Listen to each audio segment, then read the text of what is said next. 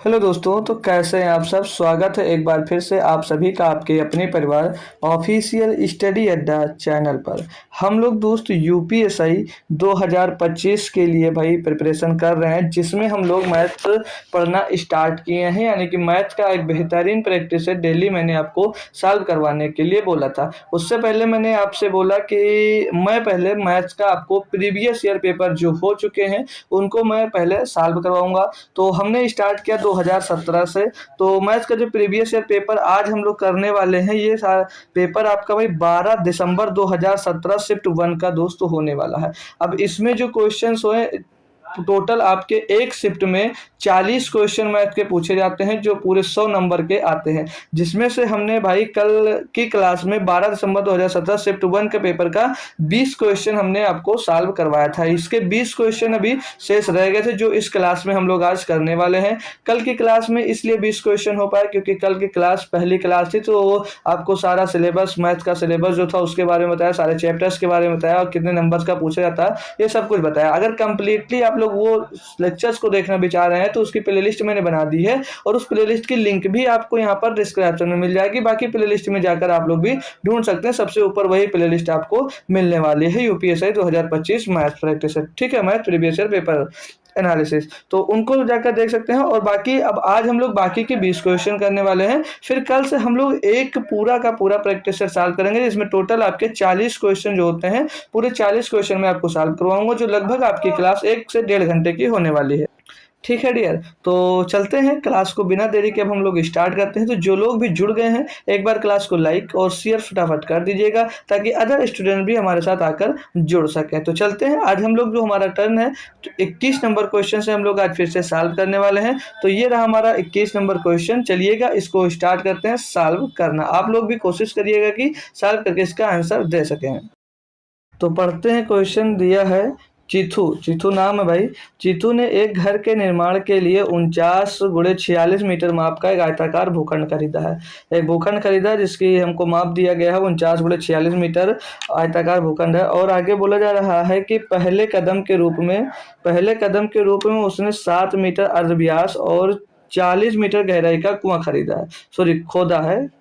ठीक है, इस कार्यवाही के दौरान निकली मिट्टी को समान रूप से मैदान में फैला दिया। मैदान की ऊंचाई में हुई वृद्धि ज्ञात करें। मतलब इतना ये 49 मीटर का एक आयताकार भूखंड खरीदा है, जिसमें उसने 7 मीटर अर्धव्यास का 40 मीटर गहरा एक कुआं खोदा है। अब इसको खुदाई में जो मिट्टी निकली है, उस मिट्टी को इस आयताकार मैदान में फैलाया गया है। तो पूछा जा रहा है कि कितनी मोटा, मतलब वो पटा है, उसी को पूछा जा रहा है कि कितनी ऊंची वृद्धि कितनी हुई है। पटा जैसे पाटा जाता है ना, जैसे कोई बराबर जमीन है, इस पे मिट्टी डाली गई तो कितनी ऊंची मिट्टी वो पड़ गई, वो हमसे यहाँ पर पूछा जा रहा है।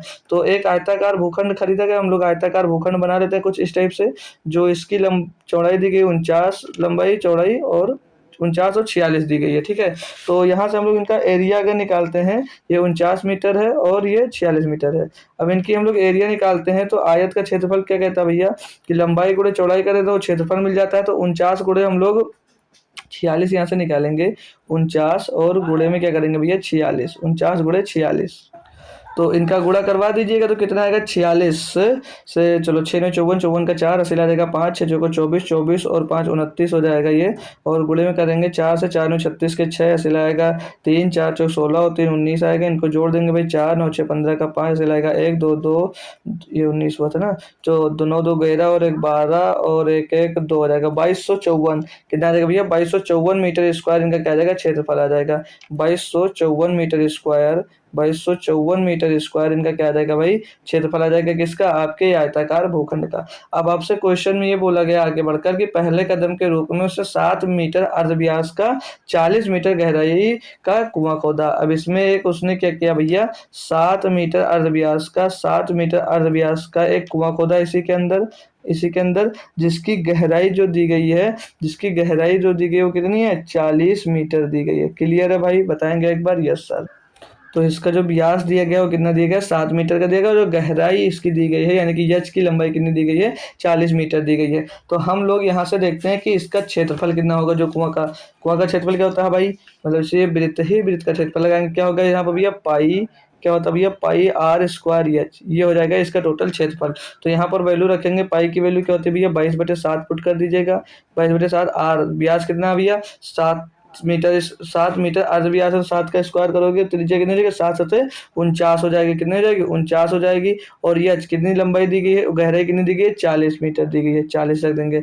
अब इनको हम लोग सॉल्व करेंगे, काटापीटी करेंगे, 7 से इसको काटेंगे 7 बार जाएगा, तो 22×7, 22×7, 22×7 154, 154 हो जाएगा। 154 गुणा कर देंगे किसमें 40 में भाई, 154 का गुणा 40 हो जाएगा, पीछे 0, 4 चौक 16, 6 ऐसे रहेगा 1, 4 पंचे 20 और 21 का 1 ऐसे रहेगा 2, 4 एक नम 4 और 2 6, 6160 मीटर क्यूब क्या आ जाएगा भैया, 6160 मीटर क्यूब आ जाएगा आपके कुआं के क्षेत्रफल। यानी कि जितनी ये मिट्टी निकलेगी, उसके अंदर से जितनी मिट्टी निकलेगी इतनी क्यूब मिट्टी निकलेगी, 6160 मीटर क्यूब मिट्टी इस कुएं से भैया निकलने वाली है। अब इस मिट्टी को क्या करोगे आप लोग, इसमें फैलाना है। लेकिन आप ये ध्यान रखना, जितने में कुआं खोदे हो उस क्षेत्रफल को इससे भैया घटा के फिर फैलाया जाएगा, क्योंकि कुएं के ऊपर थोड़ी नहीं मिट्टी डाल दोगे फिर से यार। जी सर, तो कितना क्षेत्रफल इसमें से बाहर कर दें, तो जैसे हमारे पास टोटल जो क्षेत्रफल पता है कितना 2254 मीटर स्क्वायर, उसमें से हम लोग भाई कुएं का क्षेत्रफल निकाल देंगे। ठीक है, तो कुएं का क्षेत्रफल क्या होगा, पाई आर स्क्वायर, क्या होगा भाई पाई आर स्क्वायर। तो पाई आर स्क्वायर घटा देंगे, तो पाई की वैल्यू 22/7, आर की वैल्यू, आर कितना दिया गया है 7 दिया गया है, तो 7 का स्क्वायर 49 कर देंगे भाई, फिर से 7 से ये 7 कर जाएगा, 22×7 कितना आ जाएगा 154। तो इस कुएं का क्षेत्रफल कितना आ जाएगा भैया 154 आ जाएगा। अब ये टोटल क्षेत्रफल आपका था 2254 मीटर स्क्वायर, इसका कुएं का क्षेत्रफल कितना 154 मीटर स्क्वायर। अब इस 154 मीटर इसमें से हम लोग घटा देंगे, तो कितना बचेगा ये 2100 मीटर स्क्वायर। कितना बचा भैया, तो 2100 क्षेत्रफल आ जाए, मतलब जो क्षेत्रफल बचा जितने में मिट्टी फैलाया हो वो 2100 मीटर स्क्वायर क्षेत्रफल बचा भाई। अब मिट्टी के आयतन को हमें जहां पर मिट्टी फैलाना है उससे विभाजित कर देंगे, तो ये इसका एकदम सही जवाब हमको यहाँ पर मिल जाएगा। यानी कि अगर हम लोग देखेंगे, जैसे टोटल मिट्टी कितनी है 6160 मीटर क्यूब, फैलाने कितने में भैया 2100 में, कितने फैलाना है 2100 मीटर स्क्वायर में फैलाना भाई। तो इसको भैया इससे भाग कर देंगे, जो इसका सही जवाब होगा भी पता चलेगा। तो 0 से ये 0 खत्म हो जाएगा। अब इसको डिवाइड करके चेक कर लेते हैं कौन सा आंसर हमारा मैच कर रहा है।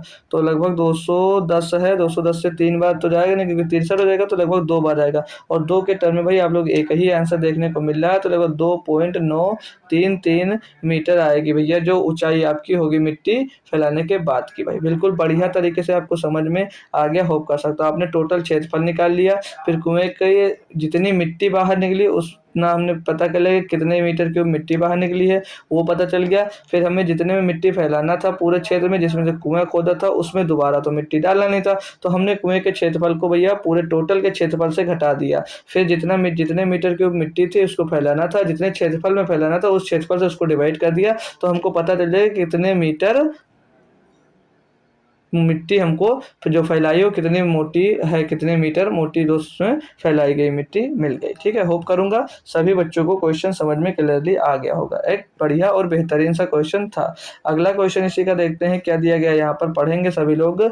एक छात्रावास में 50 विद्यार्थी हैं, अगर छात्रों की संख्या में 10 की वृद्धि होती है तो रख रखाव खर्च जो है वो 40 रुपये प्रतिदिन बढ़ जाता है, जबकि प्रति व्यक्ति जो रख रखाव खर्च में 4 रुपये की कमी आती है। छात्रावास का प्रतिदिन मूल रख रखाव खर्च कितना है, ये यहाँ पर पूछा जा रहा है। तो बहुत सिंपल सा क्वेश्चन, इसको भी कर सकते हो। देखो आप लोग क्या मानो, यहाँ पर बोला एक छात्रावास में 50 विद्यार्थी हैं, ठीक है। अगर छात्रों की संख्या में 10 की वृद्धि होती है तो रखरखाव में 40 रुपये प्रतिदिन बढ़ जाता है, जबकि प्रति व्यक्ति औसत रखरखाव में 4 रुपये की कमी आ जाती है। छात्रावास के प्रतिदिन मूल रखरखाव खर्च कितना, हम लोग मान लेते हैं टोटल जो इनका औसत मान लेते हैं, जो जैसे 50 छात्र है ना, इनके रखरखाव में जो खर्च आता है उनका औसत खर्च हम लोग मान लेते हैं एक्स, कितना मान लेते हैं एक्स मान लेते हैं। तो एक छात्रा में 50 विद्यार्थी हैं, 50 विद्यार्थियों का जो औसत खर्च जैसे यक्स हमने मान लिया भाई, तो टोटल योग निकालेंगे तो यक्स का इसमें गुणा करेंगे तो योग मिल जाएगा। अब आगे बोला अगर छात्रों की संख्या में 10 की वृद्धि होती है तो रख रखाव में 40 रुपये रुपये प्रतिदिन बढ़ जाता है। कितना 40 रुपये बढ़ गया। तो यहाँ पर जो 50 व्यक्ति थे, हमने यहाँ पर जो इनका औसत खर्चा कितना यक्स माना था, तो टोटल योग निकालने के 50 का गुणा कर दिया तो पूरा खर्चा मिल गया हमको। अब 40 रुपये प्रतिदिन क्या हो रहा, बढ़ रहा है। तो 40 रुपये हम यहाँ पर बढ़ा देंगे कब, जब विद्यार्थी आपके 10 बढ़ जाते हैं। तो विद्यार्थी पहले 50 थे, अब 10 की वृद्धि होगी, कितने हो गए, 60 विद्यार्थी हो गए। कोई दिक्कत? जी सर बिल्कुल नहीं।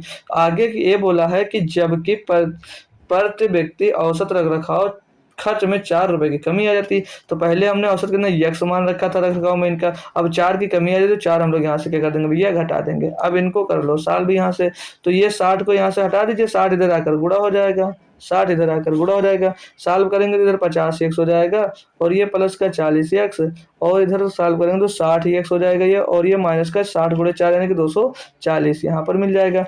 अब 60 एक्स को 60 एक्स की तरफ 50 एक्स को भेज दीजिएगा और 240 को भैया 40 की तरफ ले आइएगा।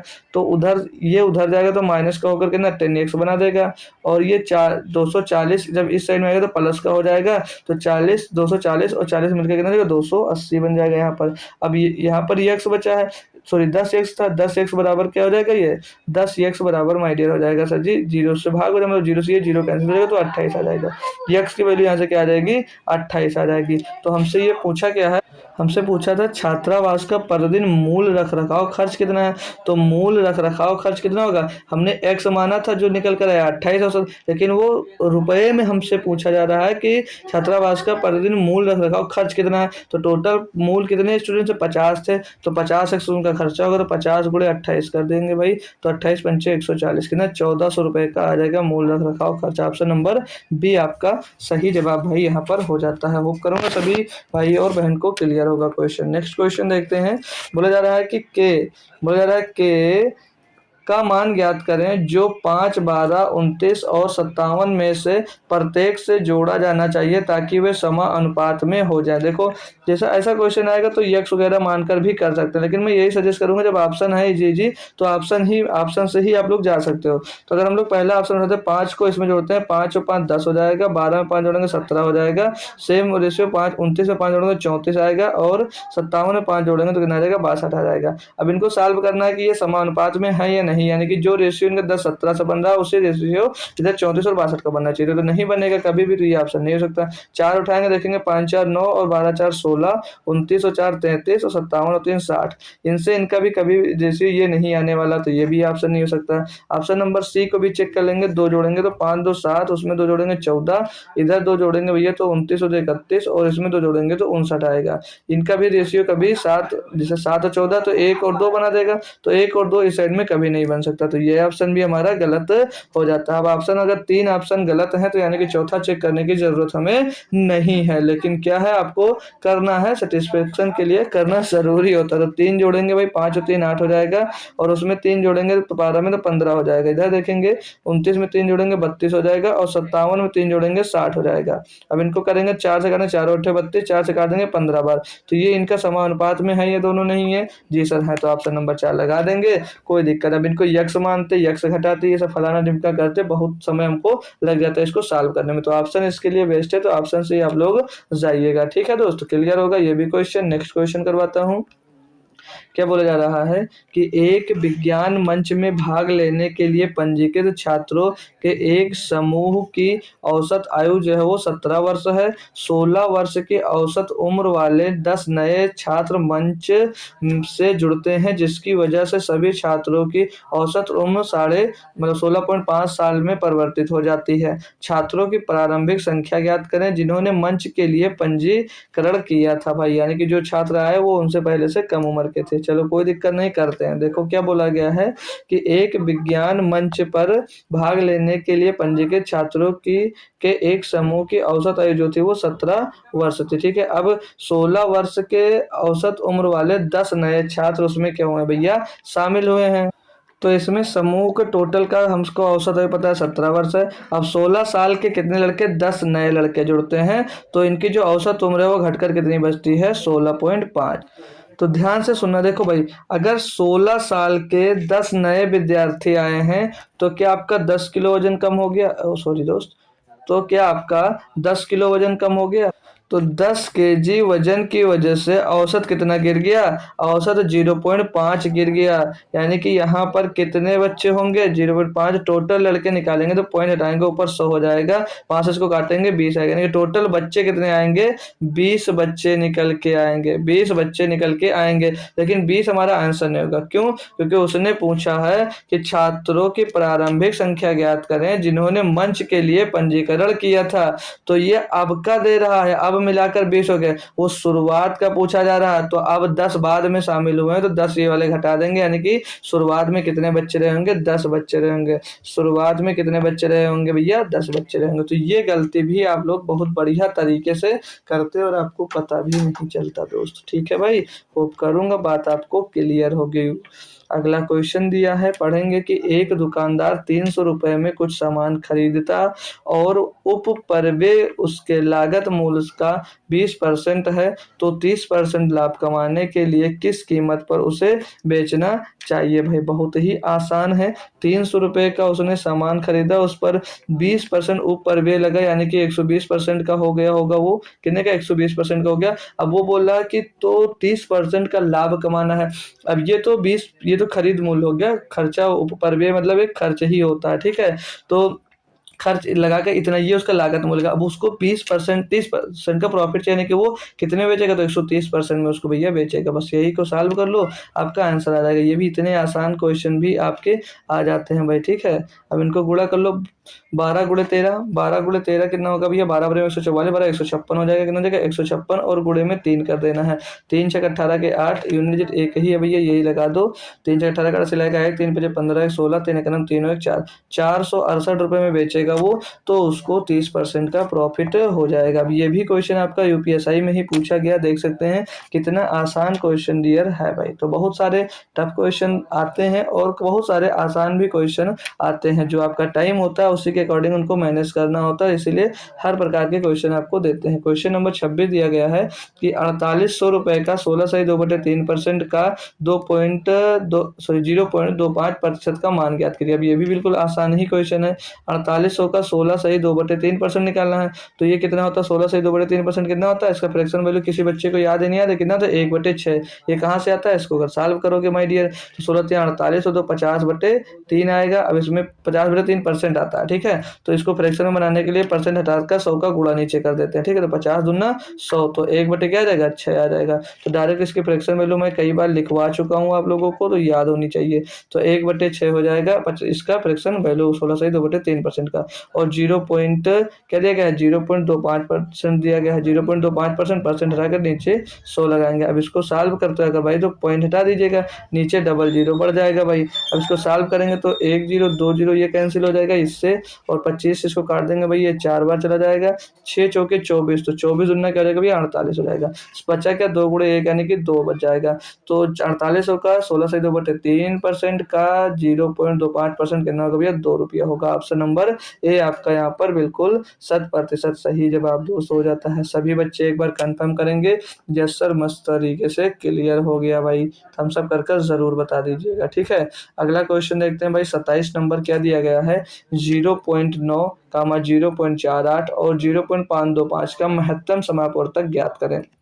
ऐसा क्वेश्चन आपके यूपी पुलिस की बात कर लें तो अगली बार पूछा गया था, जिसके ऊपर बहुत सारे यूट्यूब वाले ने आपस में लड़ाइयाँ की कि ये आंसर होगा, ये आंसर होगा, वो आंसर होगा। लेकिन सही तरीका क्या है?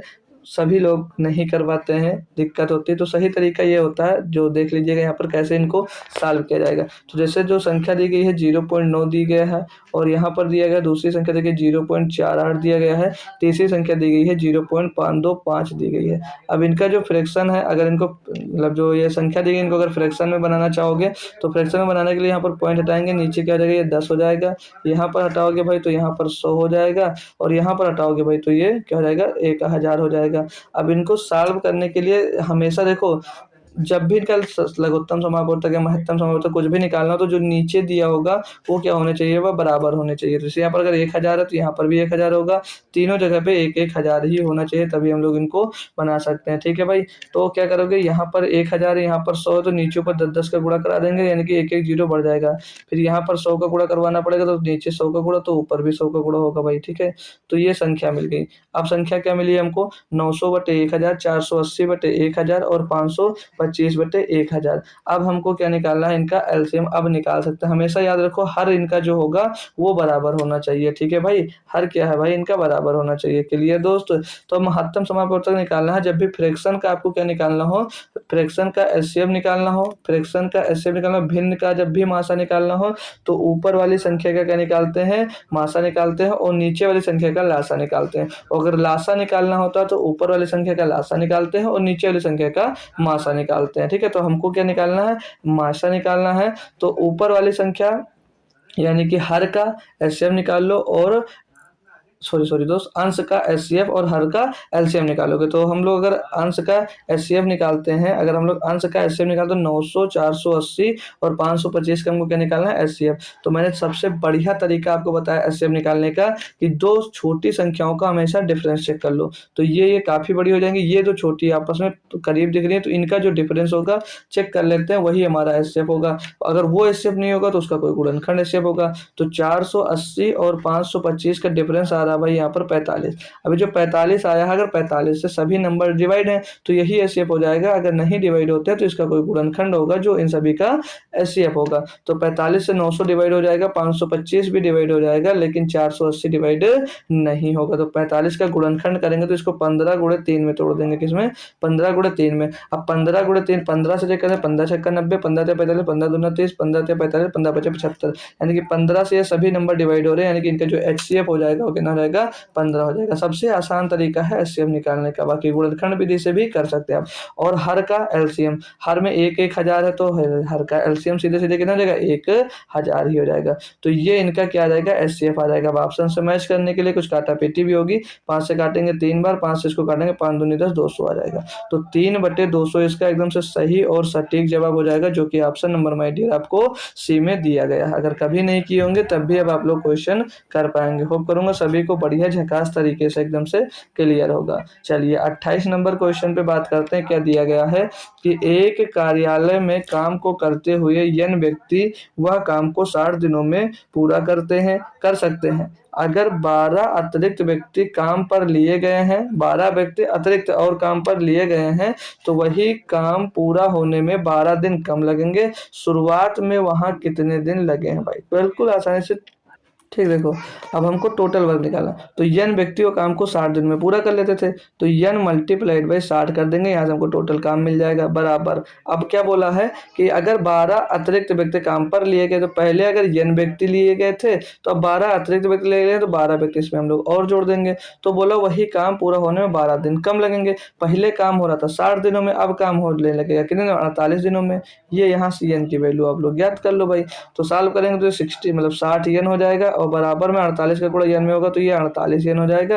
और 48 गुणे 12, 48 गुणे 12 कर दीजिए, 12 8 96 का 6 हासिल आएगा भाई 9, 12 चौक 48, 48 9 57 576 हो जाएगा। अब इसको सॉल्व करेंगे तो 48 n को इस साइड में भेज देंगे, तो कितना बचेगा, इस साइड में बच जाएगा भैया 12 n, और बराबर में इधर 576 हो जाएगा। अब इसको n की वैल्यू निकालना तो 12 से डिवाइड कर देंगे, तो 12 चौक 48 और 12 चौक 48 बचेगा 9 हो जाएगा, 12 8 96, फिर से वही आ जाएगा 48। तो n की वैल्यू यहाँ से क्या मिल गई हमको, 48 मिल गई। अब हमसे ये पूछा कि शुरुआत में वहां कितने लोग थे, तो n लोग थे, तो n की वैल्यू हमको मिल गया, यानी कि 48 लोग टोटल थे। कितने लोग थे वहां पर, 48 लोग थे।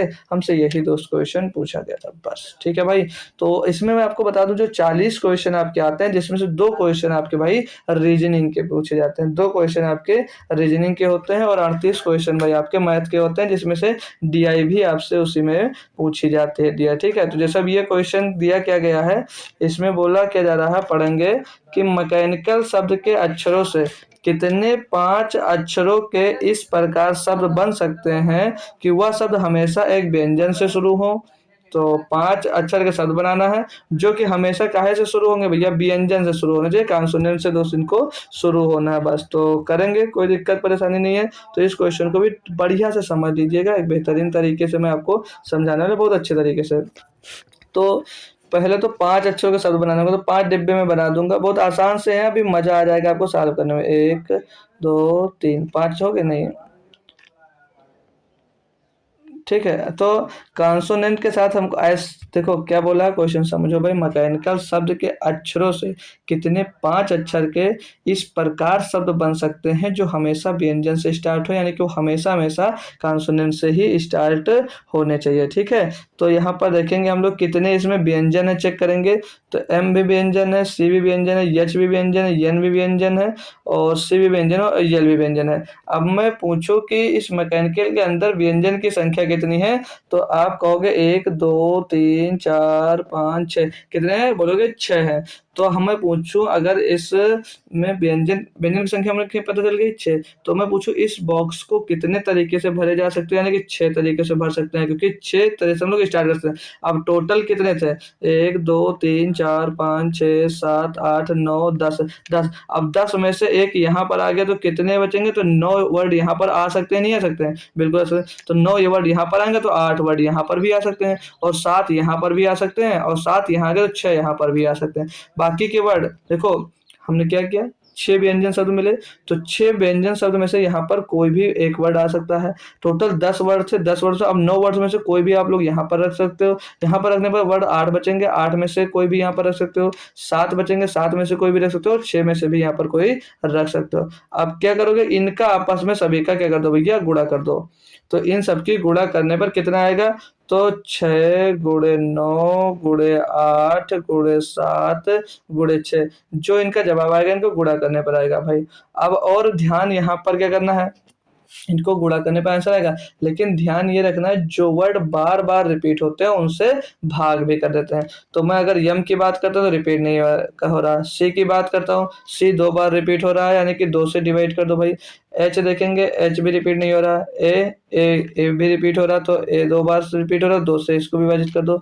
और एन आई, और कुछ रिपीट नहीं हो रहा, तो यही आपका सही जवाब हो जाएगा इनको सॉल्व करने पर। तो 2 दूनी 4, 4 दूनी 8 हो जाएगा। तो 6 9 54, यूनिट जिससे देखते हैं अगर, तो यूनिट जिससे नहीं कर सकते क्योंकि 2 जगह पे 4 है भाई, तो कर लेते हैं भाई। 54, 4 दूनी 8, 8 7 56, 6 6 कहो 36, लास्ट में 6 आएगा भाई, लास्ट में 6 आएगा, यानी कि 6 यहाँ पर है, तो यही हमारा जवाब हो जाएगा। पूरा कैलकुलेट करने की जरूरत नहीं पड़ेगी, क्योंकि यूनिट एक ही में 6 मिल रहा, बाकी गुणा करोगे तो आपका 4536 तरीके से भैया लिख सकते हैं। होप करूंगा अगर ऐसा क्वेश्चन अब आपको मिलता है किसी एग्जाम्स में तो आप लोग बेहतरीन तरीके से उसको कर पाओगे। क्लियर है दोस्त, वेरी गुड।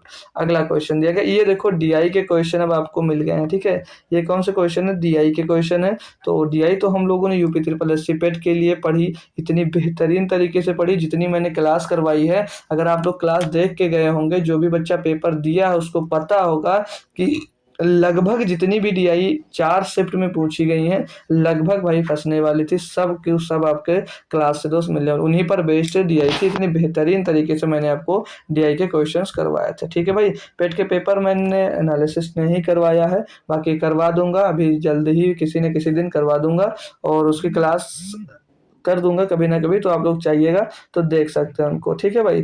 तो चलिए देखते हैं इन पर क्या दिया गया क्वेश्चन, पढ़ेंगे भाई। जो डीआई है ये आपके यूपीएसआई 12 दिसंबर 2017 शिफ्ट 1 में पूछी गई डीआई है। क्या है क्वेश्चन में, बोला जा रहा है निम्नलिखित चित्र देखें और नीचे दिए गए प्रश्नों का उत्तर दें, तालिका का ध्यान से अध्ययन करें और नीचे दिए गए प्रश्नों का उत्तर दें। 3 अलग अलग वर्ष के लिए विभिन्न मोबाइल की कुल बिक्री मिलियन में दी गई है, जैसे तो सैमसंग है, नोकिया है, सोनी है, और ब्लैकबेरी है, और माइक्रोमैक्स है। तो 2010-11 में ये इनकी बिक्री दी गई है, 2011-12 में, और 2012-13 में इनकी जो बिक्री है मिलियंस में दी गई है, ठीक है। देखते हैं इन पर बेस्ड क्वेश्चन क्या है, उनको आपको करवाते हैं, ठीक है। जैसे पहला क्वेश्चन दिया, क्वेश्चन नंबर 30, बोला जा रहा है कि सभी 5 कंपनियों द्वारा 2012 और 13 में बेचे गए मोबाइलों की औसत संख्या क्या भाई? 12 और 13 में जितने मोबाइल बेचे गए हैं उनकी औसत संख्या पूछी जा रही है भाई। तो पेट से सरल डी आई समझ लीजिए आपके इसमें आती है। तो इनको जोड़कर इनका भैया औसत क्या कहता है? कुल पदों का योग बटे कुल संख्या कर दो भैया, आपका योग मिल जाएगा, उसकी औसत मिल जाएगा। तो 5 5 10, 10 5 15, 15 का 5 हो जाएगा, हासिल आ जाएगा 1 7 और 1 8 और 6 14, 14 और 7 14 में 7 जोड़ देंगे भाई 21, 21 में 8 जोड़ देंगे, 21 में 8 जोड़ देंगे 29, 29 का 9 हो जाएगा, हासिल हो जाएगा 2, 2 और 1 3, टोटल कितने 395 आया। अब इसको कितने लोग हैं भैया? 1 2 3 4 5, 5 से डिवाइड कर दो। तो 5 सते 35, 4 बचेगा 45 का 5 9 45, 79 आपका क्या आ जाएगा भाई? 79 आप इनका औसत आ जाएगा, जो कि ऑप्शन नंबर डी में दिया गया था। तो एक इजी सा क्वेश्चन था, होप करूंगा सभी बच्चे इसको क्लियरली भाई कर लिए होंगे। अच्छा से समझ में आ गया तो नेक्स्ट क्वेश्चन में करवाता हूँ आप लोगों को। आप समझ में आ गया तो नेक्स्ट क्वेश्चन की ओर मैं मूव करता हूँ। क्वेश्चन नंबर 31 में 3 क्वेश्चन है डीआई के जो आपके यूपीएसआई में पूछे गए हैं डीआई। ठीक है, क्या कहता है क्वेश्चन कि कितनी कंपनियों में वर्ष 2010-11 की तुलना में वर्ष 2011-12 में बेचे गए मोबाइलों की संख्या में कम से कम 50% की वृद्धि हुई है। अब देखो इसको पूरा करना पड़ेगा, क्यों बोले? कितनी कंपनियों, जैसे 5 कंपनी दी गई है, इनमें से ये चेक करना है कि 2010-11 की तुलना में 2011 और 12 में जो वृद्धि हुई है वो कम से कम 50% की तो वृद्धि हुई ही है। तो ये चेक करना है। तो हम लोग डायरेक्टली इसको भी कर सकते हैं, लेकिन डायरेक्टली नहीं करना है, कोई दिक्कत नहीं। देखो मैं समझा दूंगा पूरा का पूरा क्वेश्चन, कोई दम नहीं है क्वेश्चन में, बहुत आसान है। अब हम लोग जब यहाँ पर चेक करते हैं, देखते हैं तो 2010 में सैमसंग की बात करते हैं तो सैमसंग 18 था, 2000 बिक्री इनकी 2010-11 में 18 थी और 2011-12 में 36 हो गई। तो कितनी बढ़ गई भी? 18 बढ़ गई है, यानी कि सीधे सीधे दिख रहा है आपको 100% बढ़ गई है। कितनी? 18 थी, 18 से 36 यानी 18 बढ़ गई। किससे? 18 से बढ़ गई है, गुणे में 100 कर देंगे। तो कितने परसेंट की वृद्धि दिखा रहा है यहाँ पर? 100% की वृद्धि दिखा रहा है। तो ये तो हम ले सकते हैं, क्योंकि हमको वृद्धि पूछा है, कम से कम 50% वृद्धि होनी ही चाहिए। और यहाँ से देखते हैं 108 से कितनी 181 भी आ गया, यानी कि यहाँ पर तो नोकिया में तो कमी आ गई, तो इसको तो लेना ही नहीं है। दूसरी सोनी का देखते हैं, 24 से कितना बढ़कर हो गया? 32 हो गया। 24 से बढ़कर कितना हो गया? 32। तो कितना बढ़ गया? 8 बढ़ गया। किससे बढ़ गया भाई? 24 से बढ़ गया। गुणे में क्या कर देंगे? 100 कर देंगे। तो 8 का नंबर 8 24, 100/3 कितना? लगभग 33% आ रहा है। तो हमको कम से कम क्या बोला? 50% की वृद्धि हो उस कंपनी को बताना है, तो इसको भी नहीं ले सकते। आते हैं यहाँ पर ब्लैकबेरी पे।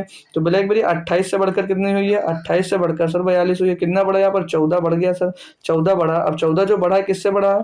14 जो बढ़ा किससे बढ़ा? 28 से बढ़ा है। गुणे में क्या कर देंगे हम लोग भाई? 100 कर देंगे।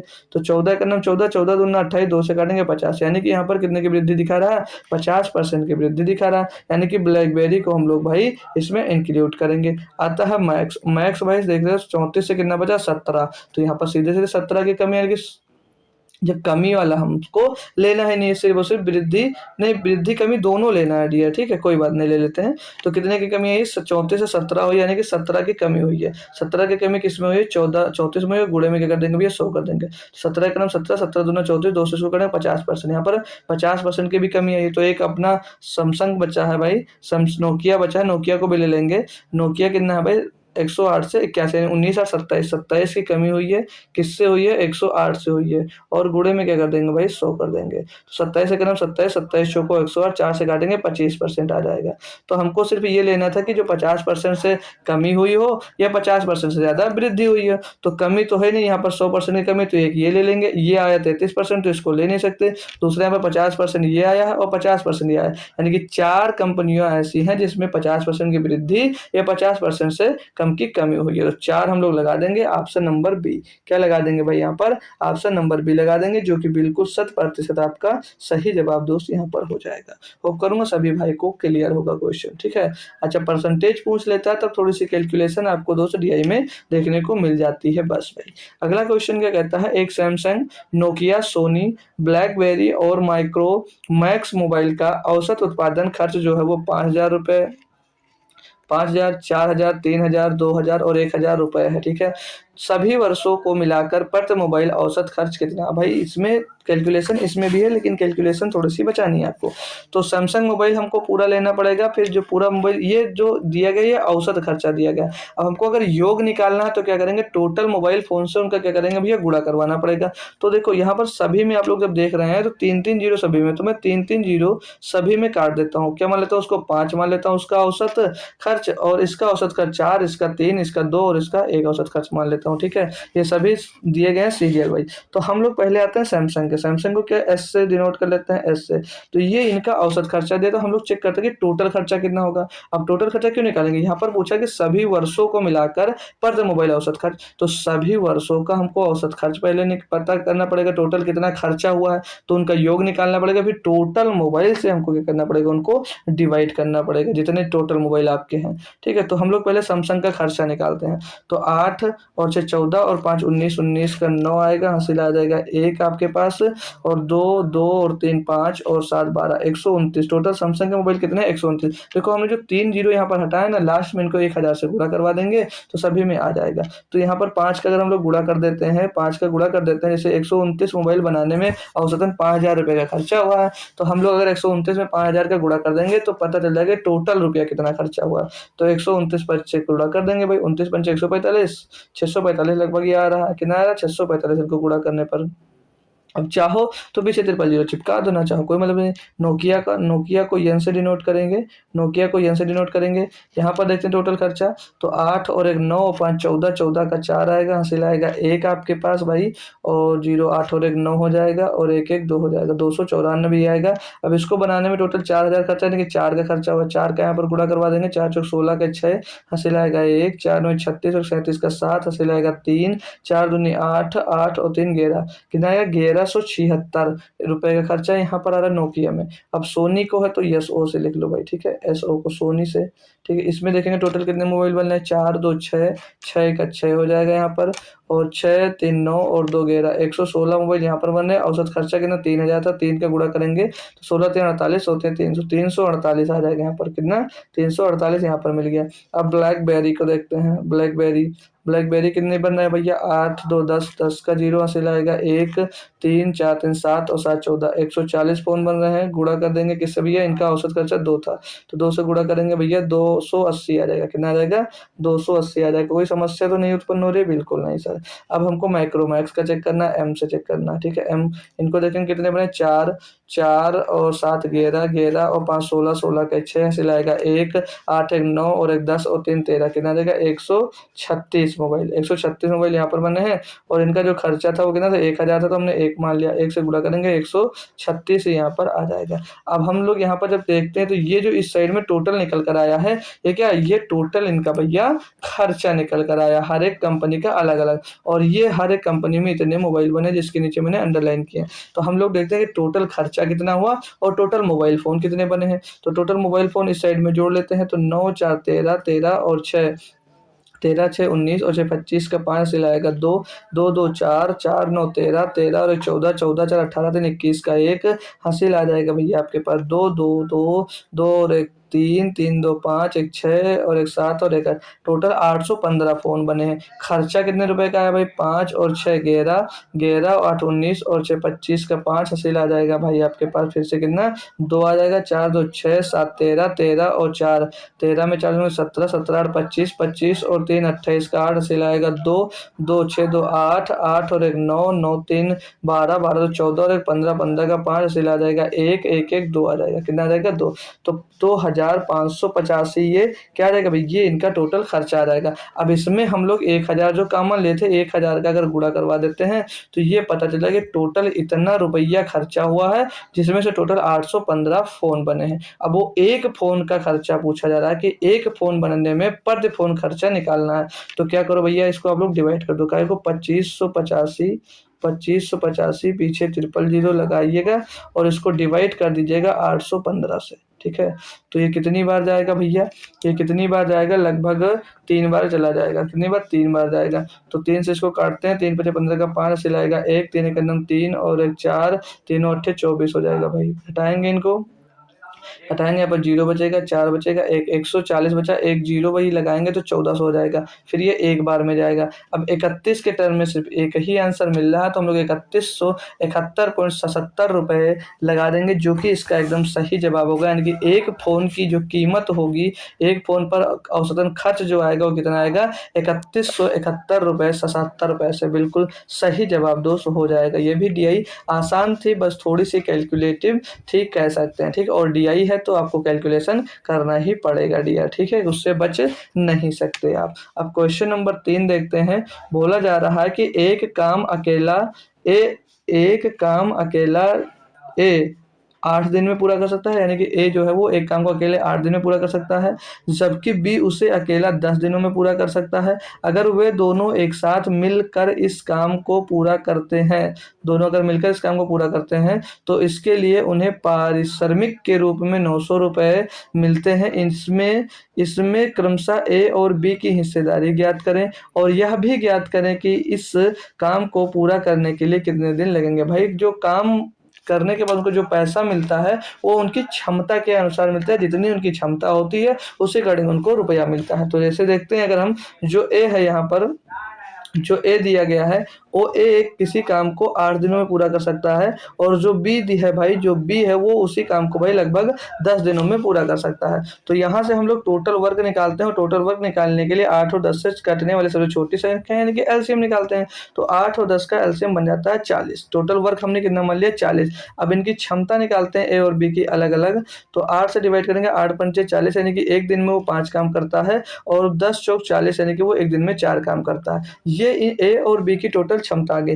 जिस रेशियो में क्षमता आती है पैसा उसी रेशियो में बढ़ता है। मैंने बार बार आपको दोस्त बता दिया और फिर भी बता रहा हूँ। अब ये 5 काम करता है और ये 4 काम करता है, तो जिस रेशियो में क्षमता उसी रेशियो में पैसा बढ़ेगा। तो टोटल ये लोग काम कितना करें, 5 4 9 काम करेंगे, और 9 काम करने पे इनको रुपया कितना मिला, 900 रुपया मिला है। यानी कि एक की वैल्यू निकालेंगे तो कितना आएगा, एक की वैल्यू आ जाएगी 100 रुपये। तो पूछा क्या भैया कि तो इसमें पूरा सबकी दोनों की हिस्सेदारी 5 बराबर 1 बराबर 100, तो 5 बराबर 500 और 4 बराबर कितना हो जाएगा, 400 हो जाएगा। ए को कितना मिलेगा, 500 रुपये, और बी को मिलेगा 400 रुपये।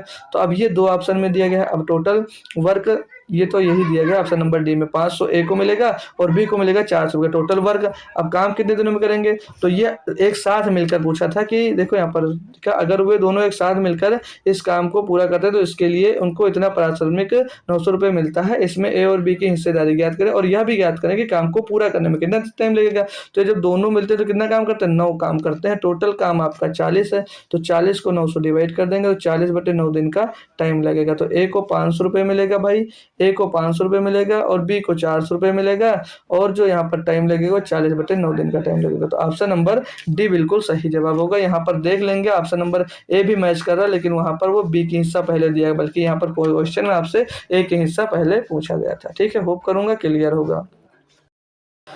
तो ये आ गया भैया रीजनिंग का क्वेश्चन, और अगर कैलेंडर आपने पढ़ा होगा तो इसको भैया जानते होंगे, कितनी बेहतरीन तरीके से सभी को पता होगा कि इसका क्या सही जवाब हो जाएगा। अब जितने बच्चे जुड़े हो लगभग सभी बच्चे इसका आंसर दे सकते हो। रीजनिंग का ये क्वेश्चन है, तो चलिए अगर आप लोग कर पाते तो अच्छी बात है। अगर मैं अपने अकॉर्डिंग करके बताता हूँ, मतलब अपने हिसाब से करके बताता हूँ, तो मैं कौन सा वर्ड मतलब कौन सा मंथ्स कोड यूज करके करूँगा, तो मैं इसको करने वाला हूँ भैया। तो कौन सा कोड मैं यूज करने वाला हूँ भाई, तो मैं इसको करूँगा 144 025 जी 144 025 036 और 146 इस कोड से मैं इसको करने वाला हूँ डियर। सभी लोग अपने कई सारे कोड यूज करते हैं, तो कुछ भी आप लोग यूज कर सकते हो, जो आपको अच्छा लगे, जो आपको याद हो वो आप लोग यूज कर सकते हो। और लीप ईयर्स के लिए 64-20 हम लोग भाई यूज कर देते हैं। ठीक है, तो 15 दिया गया, 15 से 15 का 15 एज इट इज ऐसे लिख लो, और 15 होता सितंबर का कोड देखेंगे तो ये होता है 9वां महीना। तो 1 2 3 4 5 6 7 8 9 कितना होगा, 6 हो जाएगा। अब हम लोग भाई 2200 आया, 2200, तो 2200 को अगर हम लोग 400 से डिवाइड करते हैं तो कितना आता है भाई, कितना आता है, 400 से डिवाइड करते हैं तो कितना बचता है, 200 शेष बचता है। और 200 का 200 बचेगा, 200 का कोड कितना हो जाएगा, 2 आ जाएगा। और यहाँ पर 12 का 12 ऐसे लिखेंगे और 12 में लीप वर्ष कितने होंगे, 4 3 12 3 हो जाएंगे। और 7 से इसको क्या कर दो भाई, विभाजित कर दो भाई। तो 15 और 6 21, 7 से पूरा पूरा कर देगा, 12 तो 14 पूरा पूरा कर देगा। 3 का मतलब करेगा 3/7 का मतलब करेगा 3। तो 1 का मतलब रविवार, 2 का मतलब सोमवार और 3 का मतलब क्या हो जाएगा भैया, मंगलवार। 3 का मतलब क्या हो जाएगा भैया, मंगलवार। तो मंगलवार इस क्वेश्चन का क्या बिल्कुल सही जवाब हो जाएगा, जो कि ऑप्शन नंबर डी में दिया गया है भाई। हो सकता है सभी बच्चों को समझ में आ गया हो। आप जिस भी तरीके से जानते थे उस तरीके से करिएगा, ये मुझे पता था, मैंने इस तरीके से आपको बताया। जो इजी लगे वही हमेशा मेथड फॉलो किया करो, ठीक है डियर। अगला क्वेश्चन देखेंगे, क्वेश्चन नंबर 35। क्या बोला जा रहा है कि किसी भी समुच्चय ए के लिए, ये ए डैश डैश लिखा है भाई, ये कामा जो लग गया है इसको ए डैश डैश लिखा है, ये ऐसे लगा हुआ, ठीक है, ठीक है, ए डैश डैश। तो इसको पढ़ेंगे, बहुत प्यारा क्वेश्चन है, इसको बढ़िया सा प्यारा क्वेश्चन है। क्या कहता है, किसी भी समुच्चय ए के लिए ए डैश के बराबर है। तो देखो, अगर किसी भी चीज का आपसे कॉम्प्लीमेंट पूछा गया भाई, तो कॉम्प्लीमेंट का ये मतलब ये होता है वो सारे एलिमेंट जो यूनिवर्सल सेट के अंदर नहीं है, वो ए कॉम्प्लीमेंट की वैल्यू हो जाएगी। अगर मैं इसका भी कॉम्प्लीमेंट निकाल देता हूं तो कॉम्प्लीमेंट से बच्चा कॉम्प्लीमेंट से रिमूव हो जाता है। तो जवाब क्या हो जाएगा, ए इस क्वेश्चन का बिल्कुल सही जवाब हो जाएगा। सी ऑप्शन बिल्कुल सही जवाब, राइट जवाब हो जाएगा। सी ऑप्शन इस क्वेश्चन का बिल्कुल राइट जवाब हो जाएगा। अगर कॉम्प्लीमेंट का कॉम्प्लीमेंट निकालते हो तो ए ही निकल कर आता है, ठीक है। एग्जाम्पल्स मैं आप लोगों को देता हूं। अगर यूनिवर्सल सेट दिया गया है, यूनिवर्सल सेट के अंदर ए वैल्यू अगर दी गई है 3 4 5 6 7 8 9, ये एक आपको सेट दिया गया है। एक ये सेट दिया गया है जिसके अंदर ये वैल्यू दी गई है 1 2 3। अगर मैं ए कॉम्प्लीमेंट निकालना चाहता हूँ, ए कॉम्प्लीमेंट का मतलब होता है इन वैल्यूज को छोड़कर यूनिवर्सल के अंदर कौन कौन सी वैल्यू बची हैं। तो यहाँ पर कौन कौन सी वैल्यू बची हैं, 4 5 6 7 8 9, ये। अब मैं इसका भी अगर कॉम्प्लीमेंट निकालना चाहता हूँ, इनका भी कॉम्प्लीमेंट निकालना चाहता हूँ, तो इन वैल्यूज को छोड़कर यूनिवर्सल के अंदर कौन सी वैल्यूज बची हैं, तो ये भी भैया घर जाएंगे तो क्या यही वैल्यूज नहीं बचेंगी, ये सर यही बचेंगी। तो जब यही बचेंगे तो यही इसका बिल्कुल सही जवाब दोस्त हो जाएगा। होप करूंगा सभी बच्चों को बात क्लियर होगी बेहतरीन तरीके से। तो बढ़ते हैं 36वें नंबर क्वेश्चन की तरफ। तो क्या कहता है भाई 36 नंबर क्वेश्चन, एक बार पढ़ेंगे सभी लोग। बोला जा रहा है कि पवन महेश को 2400 रुपए 3 साल के लिए और जॉन को 3600 रुपए 5 साल के लिए ब्याज की समान दर पर कर्ज देता है। पवन को ब्याज के रूप में जो कुल रकम है वो 1200 रुपए मिलती है। मिली ब्याज के अनुमानित दर ज्ञात करें। हमको देखो वही अपना देखो साधारण ब्याज पे दे रहा है, तो यहाँ पर आप लोग तरीका क्या लगाओगे, PRT अपन 100 वाला फार्मूला कैसे करो। पवन ने 2400 रुपये 3 साल के लिए और 3600 रुपया 5 साल के लिए दिया भाई। तो 2400 रुपया उसने ब्याज पर दिया है, कितने समय के लिए, समय पता है 3 साल का, 3 साल के लिए देंगे। रेट नहीं पता, हमने रेट क्या मान लिया, आर, रेट मान लिया हमने आर, और डिवाइड बाई 100 कर देंगे और इसमें प्लस कर देंगे दूसरी पूंजी, क्योंकि वो दोनों को मिलाकर दे रहा था ना। और 3600 रुपये किसी और को भी दिया, महेश को दिया है, जिसके लिए समय है 5 साल और रेट इसका भी नहीं पता है, और बटे में क्या हो जाएगा 100। अब इन सबसे जो प्राप्त ब्याज है वो कितना है, 1200 रुपये है। इसको कर लो भाई, यहाँ से आपको रेट का पता चल जाएगा भाई। सॉल्व करेंगे भाई, 1 0 2 0 1 0 2 0 ये कैंसिल, 1 0 1 0 2 0 खत्म, ये हो जाएगा। 24 3 72 आर यहाँ से मिल जाएगा, प्लस का इधर 36 पंचे 180 आर मिल जाएगा, यहाँ पर 180 आर मिल जाएगा, और बराबर में इधर कितना दिया गया है, 1200 दिया गया, कितना दिया गया, 1200 दिया गया है। इन दोनों को जोड़ेंगे तो हो जाएगा 252 आर, 252 आर बराबर में कितना दिया गया है, 1200 दिया गया है, 1200 दिया गया है। इसको और सॉल्व करेंगे काटा पीटी करके अगर हम लोग, तो ये 252 को इधर से हटाकर इसके डिवाइड में इस साइड में भेज दिया जाएगा भाई। अब इसको काटेंगे तो लगभग ये 4% के करीब आएगा, लेकिन दो ऑप्शन यहाँ पर 4% के करीब है, तो चेक कर लेते हैं फाइनली क्या होगा। 4 से 8 से कट जाएगा, नहीं 4 से कट जाएगा, 4 6 24, 4 3 12, 4 से काटेंगे 3, 4 3 12, 300 के करीब आएगा लगभग। तो 63 से इसको डिवाइड कर 3 से कट जाएगा भाई भी 21 आएगा, यहाँ पर क्या आ जाएगा 100 आ जाएगा। तो 100/21, तो 21 चौक 84 हो जाएगा, 16 बचेगा, पॉइंट लगेगा 160 हो जाएगा। तो 21 या 63, 21 सत्ते 167 लगभग आ रहा है, कितना आ रहा है 21 सत्ते 167। तो हम लोग भाई ऑप्शन नंबर डी लगा सकते हैं। 21 छक्का लगभग जाएगा, 21 छक्का 126, 21 सत्ते से 147, तो 4.7 के करीब आंसर आएगा। तो हम लोग 4.7 के करीब ये लगा सकते हैं। ये 4.3 तो बहुत करीब, बहुत कम है तो वैसे भी नहीं होगा। तो 4.76% इसका बिल्कुल सही जवाब हो जाएगा। दर कितनी हो जाएगी 4.7%। ठीक है भाई, होप करूंगा क्लियर होगा। ऐसा क्वेश्चन मिलता है तो आप लोग कर सकते हैं बेहतरीन तरीके से। भाई हर क्वेश्चन टफ नहीं आता है डियर, ठीक है, हर क्वेश्चन टफ नहीं आता है, कुछ क्वेश्चन आसान भी दिए जाते हैं, ठीक है भाई। तो और कुछ क्वेश्चन होते हैं जिनमें कैलकुलेशन करनी ही करनी पड़ती है। अब ये जो 37 नंबर क्वेश्चन क्या बोला जा रहा है कि थियागो को 5 विषयों में औसतन 50% अंक मिले हैं। कोई थियागो नाम का लड़का है भाई, जिसको 5 विषयों में औसतन उसको 50% अंक प्राप्त हुए हैं, ठीक है सर।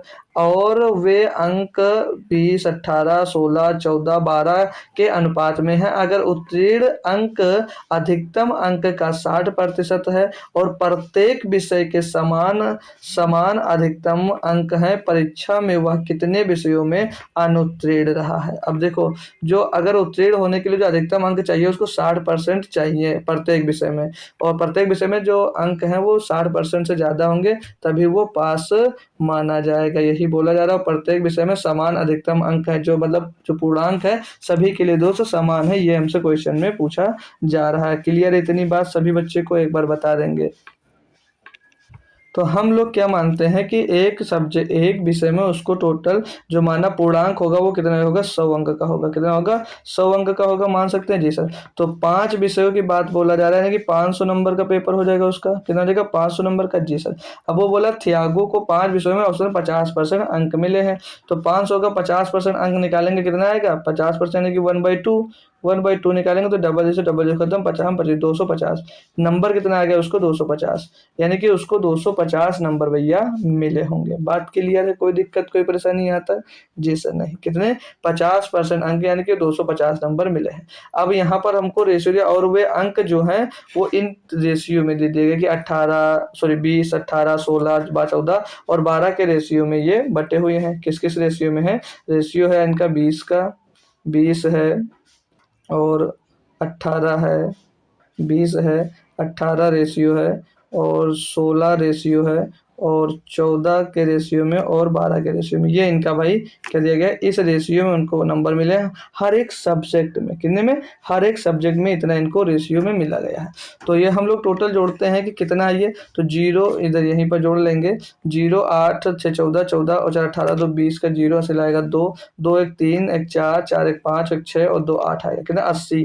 टोटल ये 80 रेशियो में है। 80 बराबर है कितना नंबर? यहाँ पर 250 नंबर। कितना भाई 250 नंबर है। तो हम एक की वैल्यू यहाँ से निकालेंगे तो कितना आ जाएगा 250, 250 बटे में 80 हो जाएगा भाई। तो ये 0 से 0 हो जाएगा कैंसिल, यानी एक की वैल्यू कितनी आ गई 25/8। एक की वैल्यू 25 बटे जब तुमको 8 मिल गई है तो यहाँ पर 20 की वैल्यू निकालना है, यहाँ 18 की वैल्यू निकालना है, यहाँ पर 16 की वैल्यू निकालना है, 14 और यहाँ पर 12, सभी की अलग अलग वैल्यू हमको निकालनी पड़ेगी। क्यों? क्योंकि वहाँ पर ये प्रत्येक विषय में कितने विषय में पास है या फेल है, तो ये निकालना हम लोग चेक करेंगे कि हर एक विषय में कितने परसेंट उसको नंबर मिले, कितना नंबर उसको मिला। तो 20 की वैल्यू निकालेंगे तो एक की वैल्यू कितनी भी है 25/8, तो 25/8 से यहाँ पर मल्टीप्लाई करा दो। सेम काम यहाँ पर सभी में क्या करोगे आप लोग 25/8 की वैल्यू से गुणा करवा दोगे, क्योंकि एक की वैल्यू 25/8 है तो जिसकी निकालनी है उसमें उसका गुणा करा दोगे तो उसकी हमको क्या मिल जाएगी, वैल्यूज मिल जाएंगे। ठीक है दोस्त, क्लियर हो रहा होगा थोड़ा थोड़ा, क्लियर हो रहा होगा थोड़ा थोड़ा आप लोगों को, ठीक है। 25/8। अब इसको सॉल्व कर लो।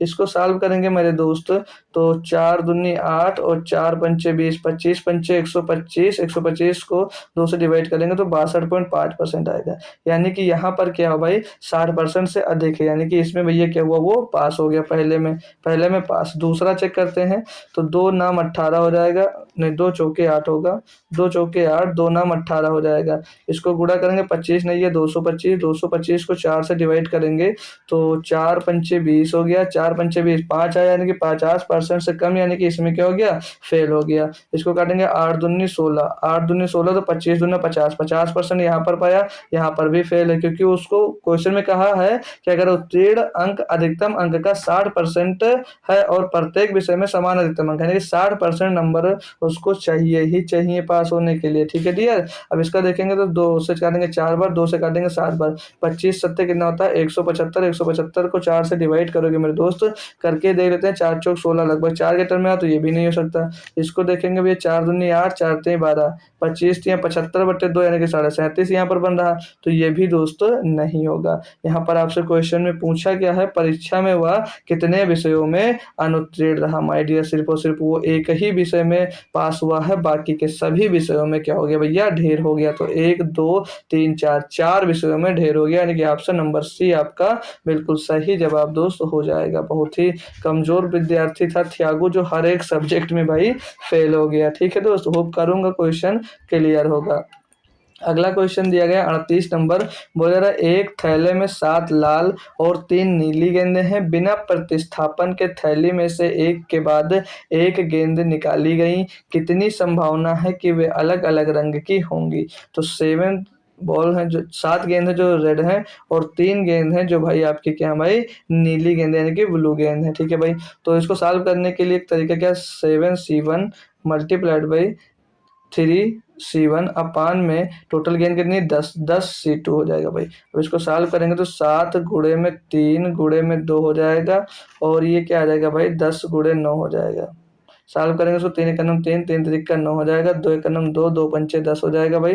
तो 7/15, तो 7/15 हो जाएंगे भैया इनका चांस, संभावना क्या हो जाएगी 7/15, ऑप्शन नंबर सी। ये भी चैप्टर आप लोग चाहोगे तो ये चैप्टर भी मैं आपको पढ़ाने वाला हूँ। जो जो चैप्टर्स में दिक्कत आएंगी सभी को आप लोग बताइएगा, मैं वो चैप्टर बता दीजिए जी सर पढ़ा दीजिएगा, तो इन प्रीवियस ईयर्स को ख़त्म करते ही मैं आपके वो चैप्टर वाइज क्लासेस स्टार्ट कर दूंगा। ठीक है डियर, अब ये है क्वेश्चन नंबर 39, पढ़ेंगे क्या है कि एक अनुबंध को 92 दिनों में पूरा किया जा सकता है।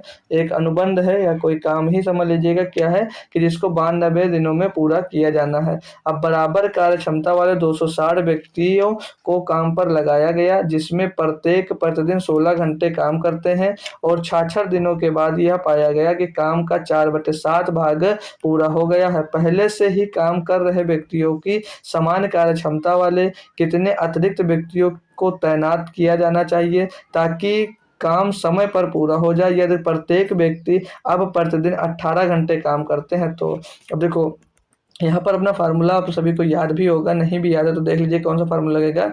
M1D1H1 अपन W1 बराबर में M2D2 बराबर में M2D2H2 M2D2H2 अपान W2।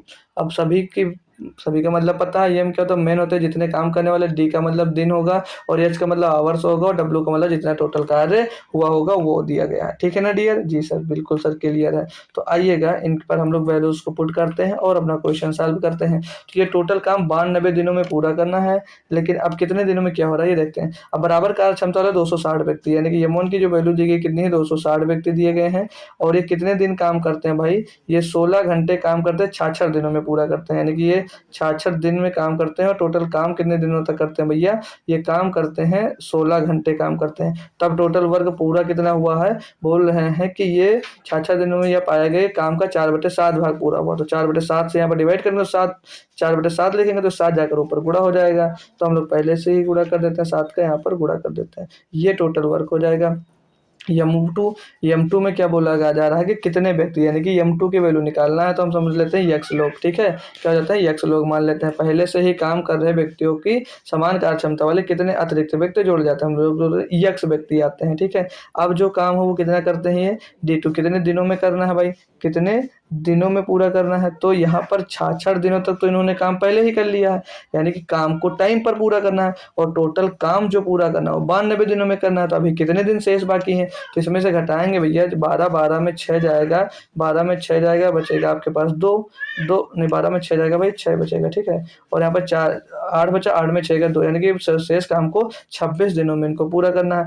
अब जो व्यक्ति है वो एच की वैल्यू क्या 18 घंटे, यानी कि अब काम कितना कर रही है 18 घंटे काम करने लग गए हैं। अब बटे में अब इनको काम पूरा कितना करना है, तो टोटल काम का 4/7 भाग पूरा हो गया है, यानी अभी जो शेष काम बाकी है वो कितना काम बाकी है, अभी भी काम बाकी है आपका, जैसे कोई वर्क है जिसमें से 4/7 पूरा हो गया, यानी कि बाकी कितना अभी काम बाकी है 3/7 भाग, कितना काम बाकी है 3/7 भाग बाकी है, तो 7 फिर से जाकर यहाँ पर भी ऊपर गुणा हो जाएगा। बात क्लियर है, अब ये इक्वेशन बन गई, अब इनको आप लोग भाई सॉल्व कर सकते हो।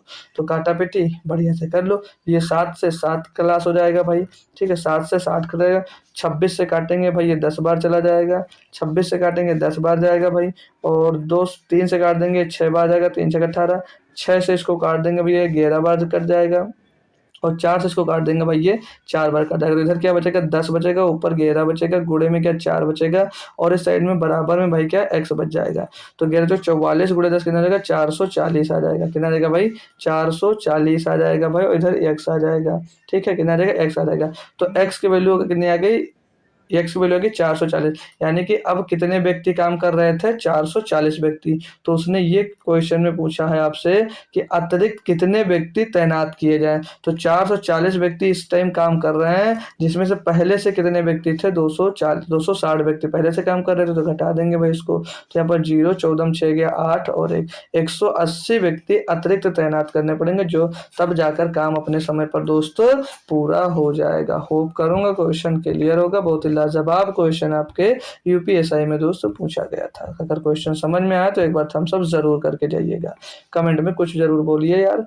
40 नंबर क्वेश्चन है, और ये यूपीएसआई 12 दिसंबर 2017 शिफ्ट 1 का लास्ट क्वेश्चन है। क्या कह रहा है पढ़ेंगे डियर सभी बच्चे हमारे साथ। बोले रहा 72 किलोमीटर प्रति घंटे की रफ्तार से चल रही एक ट्रेन 54 किलोमीटर प्रति घंटे की रफ्तार से चल रही एक मोटरसाइकिल से 1 मिनट में आगे निकल जाती है, ट्रेन की लंबाई ज्ञात कीजिएगा। अब ये याद रखना भाई, ट्रेन से जो मोटरसाइकिल चल रही है उससे आगे निकल जा रही है, इससे क्या समझ में आ रहा है कि जो ये दोनों कार है सेम डायरेक्शन में जा रही है, मतलब एक जो रफ्तार से चल रही ट्रेन है और जो बाइक है एक ही साइड में जा रहे हैं, ठीक है, एक ही दिशा में जा रहे हैं। तो जब समान दिशा में होती हैं तो जो उनका रिलेटिव स्पीड क्या हो जाता है भैया, वो घट जाती है। ये सब बातें आपको ध्यान रखनी है, ठीक है।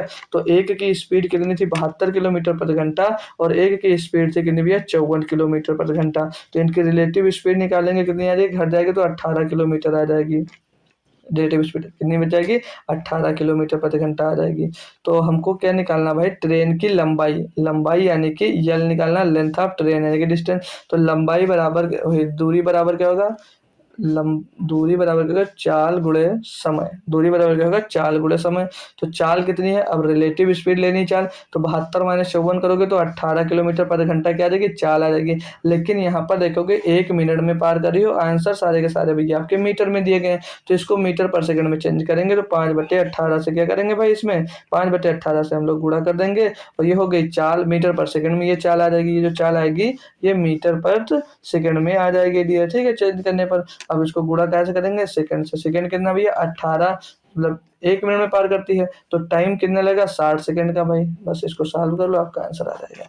तो ये 18 से 18 खत्म हो जाएगा, 6×5 30, 300 मीटर लंबी आपकी क्या आ जाएगी ट्रेन आ जाएगी, 300 मीटर लंबी आपकी ट्रेन आ जाएगी, जो कि ऑप्शन नंबर सी में दिया गया है, ठीक है। 300 मीटर लंबी ट्रेन आपकी निकल कर आ जाएगी। तो ये भी क्वेश्चन आपका कंप्लीट हो गया भाई, ठीक है। तो कैसी लगी क्लास, ये बात सभी लोग कमेंट बॉक्स में ज़रूर बताइएगा।